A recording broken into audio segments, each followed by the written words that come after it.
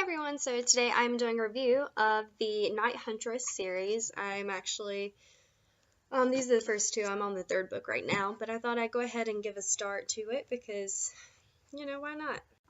So first off, I have to talk about Jeaniene Frost, and I am, I guess, partial to her. I first started reading her because of my roommate. My roommate told me, you need to read some books by Jeaniene because I think you'll absolutely love her. And she writes about vampires and ghouls and kind of, I think that's really it. I can't think of, necromancy, that's kind of in there as well, but that's not in the Night Huntress series, so that's a different story. The thing that I really love about her is A, she includes action, B, vampires, and C, romance. So in both series that I've read, there is romance, and I am a sucker for romance. I like action, but romance is more important to me. I know I'm a sucker. And I really like that she keeps the action and the romance kind of balanced, and she does it in a fun way. And the way that she creates her characters is very different. She doesn't just make them characters. She finds something about that character that makes them interesting. For example, if you've read, I don't even know what the name of the series is, the one with Leela and Vlad. Well, Leela, she can't touch people because she sends electricity through them, which is really interesting in the beginning of the story. I must say her opening scene was fantastic, and it had me hooked from the beginning because I didn't know what was going on and I needed to find out.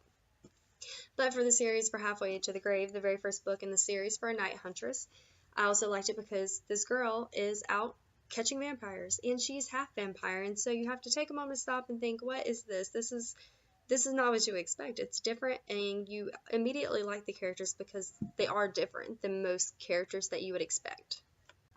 Another thing I like about Jeaniene Frost is the way that she writes. So she keeps things very easy and they flow really well so that you don't even really notice that you've read as much until you absolutely have to stop reading, and then you realize, wow, I read a lot today and all I've done is read.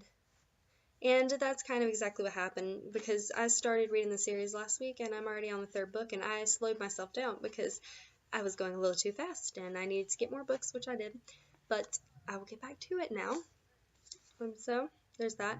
And, as a writer, you kind of start to dissect books. So, for example, when I first read the book, I didn't pay any attention. I couldn't have told you if it was in first or third. I actually thought it was third. It's not. It's in first person. I didn't pay any attention. I just flew right through it because it was that good. Like, I didn't have to stop and dissect, but I made myself go back. Because for a writer to be that successful and to be able to keep her reader engaged, she's doing something right. So I, of course, had to go and dissect it. And if you read the stuff, I feel like it's stuff I could have potentially written, but it just flows really well. She just has a really good way of keeping things flowing, keeping it going without stopping.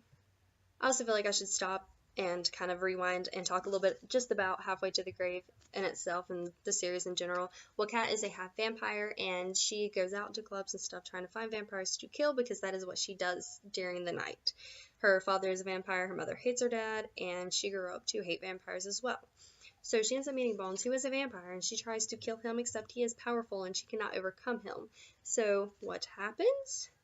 He ends up, she challenges him, and in the end, she ends up having to be on his side, and she's going to go out and hunt for him and dress up seductively and bring the vampires in because they won't suspect someone who can breathe and who has a heartbeat as being a vampire, because that's not how that goes. But little do they know she is half vampire, so that's, underneath the underlying storyline behind that. I feel like I rambled on enough, so I'll conclude it with that for right now, but I definitely recommend it if you like I said, action, vampires, and love, because it has all three incorporated, and I really love the way that Jeaniene Frost writes because it's just super flowy, super awesome, and it keeps me at least engaged.